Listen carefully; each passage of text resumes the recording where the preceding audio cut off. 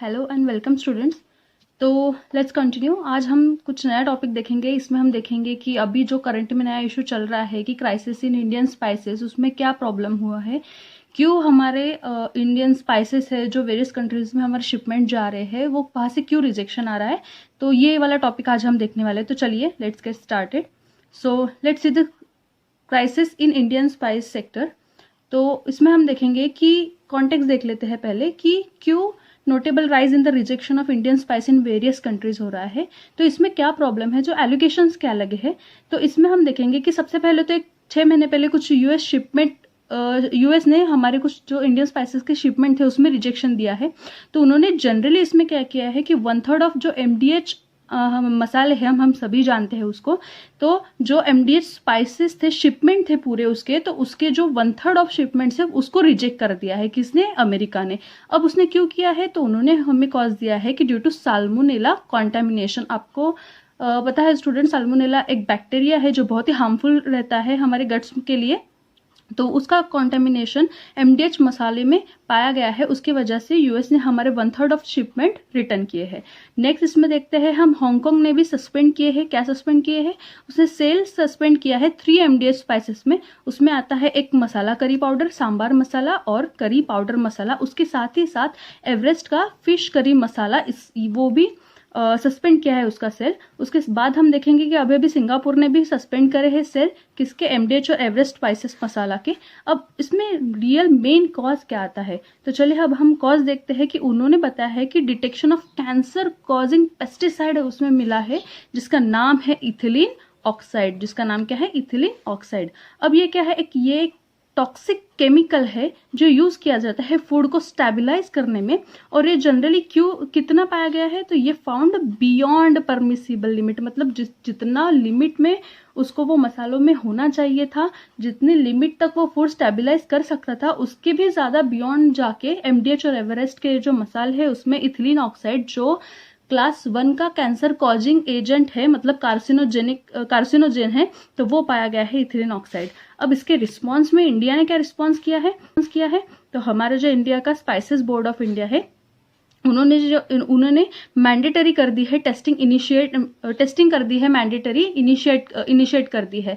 तो और उसके साथ ही किया है कि try to identify root cause of contamination. तो अगर कॉन्टेमिनेशन हुआ है तो कॉन्टेमिनेशन साल्मोनेला का कहाँ से स्टार्ट हुआ है, किन किन परिस्थितियों में स्टार्ट हुआ है, ये वो एक्सपर्ट्स के साथ मिलकर आइडेंटिफाई कर रहे हैं।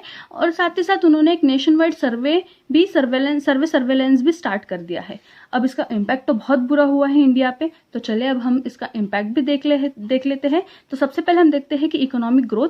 तो इसके वजह से, ये सब प्रॉब्लम्स की वजह से हमारे अभी के लिए एक्सपोर्ट्स थोड़े स्टॉप हो चुके हैं। एक्सपोर्ट स्टॉप होने की वजह से हमारे इसमें एम्प्लॉयमेंट भी बहुत हैम्पर हुआ है।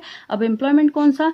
तो जो फूड प्रोसेसिंग इंडस्ट्री है या फिर स्पाइसेस प्रोसेसिंग इंडस्ट्री है, उसमें जो फार्मर्स काम करते हैं, जो ट्रेडर्स काम करते हैं, जो लेबरर काम करते हैं, उनको एक्सपोर्ट स्टॉप होने की वजह से फिलहाल में एम्प्लॉयमेंट में बहुत दिक्कत जा रही है, उन्हें एम्प्लॉयमेंट नहीं मिल रहा है।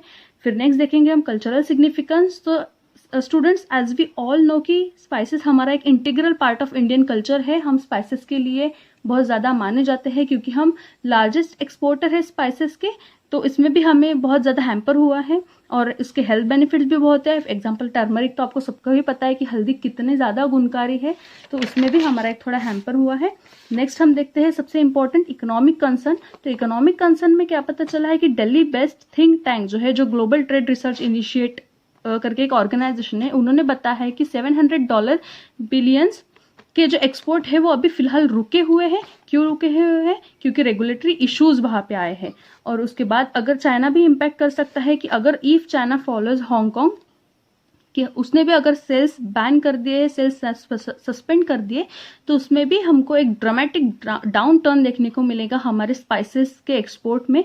और हम अभी के लिए कैलकुलेट कर सकते हैं कि टोटल पोटेंशियल लॉस कितना होगा हमको। 58.8% ऑफ ग्लोबल एक्सपोर्ट का हमारा इतना बड़ा लॉस होगा। तो अब हम इसमें आगे में क्या देख सकते हैं? हम इसमें आगे में देख सकते हैं कि फूड एग्रीकल्चर प्रैक्टिसेस हम अच्छे से, जिसको हम जीएपी बोलते हैं, और ऑर्गेनिक कल्टीवेशन फॉर स्पाइसेस हम इसको अडॉप्ट कर सकते हैं। स्पाइसेस कल्टीवेशन में हम एक तो गुड एग्रीकल्चर प्रैक्टिसेस भी यूज कर सकते हैं और organic cultivation is very crucial for spices and for cultivation for agriculture products also.